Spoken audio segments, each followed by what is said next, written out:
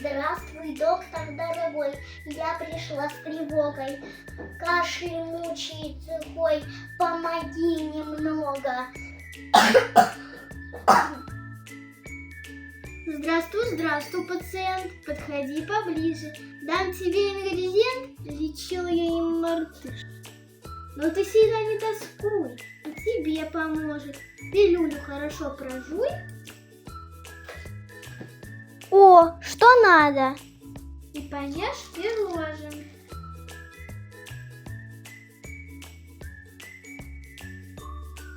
Что за странное лекарство прописал ты в этот раз? Кашлянуть теперь опасно, сразу нужен унитаз.